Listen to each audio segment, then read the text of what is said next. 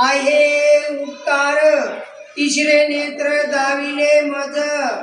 जे गुरुअभिंकित आकांकित भेटला तत्वता गीताचे सांगितले तुम्ही व्रत तेच फळाले या समयासी जाण वंदिन स्वामी तुझ्या पायी तुझे अर्पिले तन्मन काया निज नामदे स्वामी शिष्य लागे आता जय गुरुदेव दत्त उतरून येई सके आता लावे मज निलंब पंत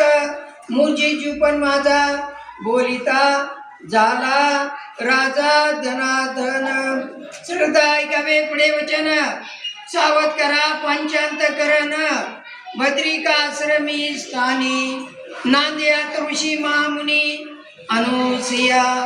पतिव्रता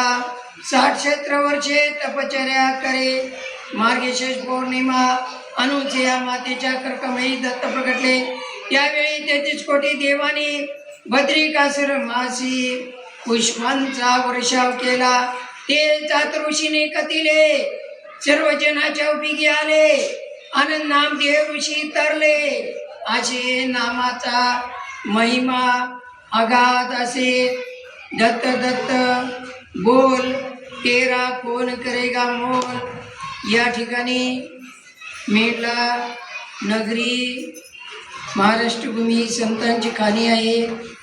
आणि भगवंतानी बद्रिकाश्रम हे उत्तरांचलमध्ये येतं आणि उत्तरांचलला म्हणजे हरिद्वारून ऋषिकेशला जावं लागते ऋषिकेशवरून मग जावं लागते गोपेश्वरून जावं लागते चिमलीला आणि चिमलीहून बद्रिकाश्रमला जाता येतं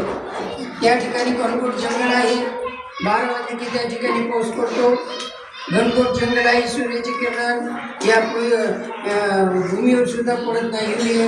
उंच डोंगर आहे आणि घनघोट जंगल आहे झाडी आहे त्या ठिकाणी आतृ ऋषीने त्या ठिकाणी आतृ ऋषीचा आश्रम होता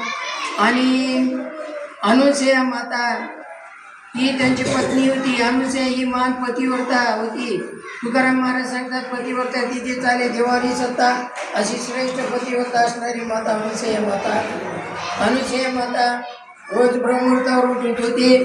पतींची त्यांनी परमेश्वर समजून पतींची सेवा करावं आणि भगवंतांच्याही तिने सेवा करावं भगवंताचं नाम चिंतन करत राहावं कुणी आधी आलं तर भोजन केल्याशिवाय जाऊ येत नव्हती आणि सगळे भगवंताचं नाम तिच्या मुखामध्ये होतं आणि अनुसया मातेने घनघोट त्या ठिकाणी तपश्चर्या करून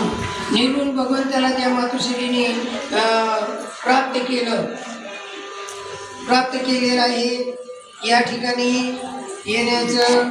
म्हणजे मेंढला नगर हे म्हणजे या ठिकाणी दिगंबरगिरी महाराज यांच्या चरणस्पर्शाने आणि पुण्य झालेले हे नगर आहे या नगरीमध्ये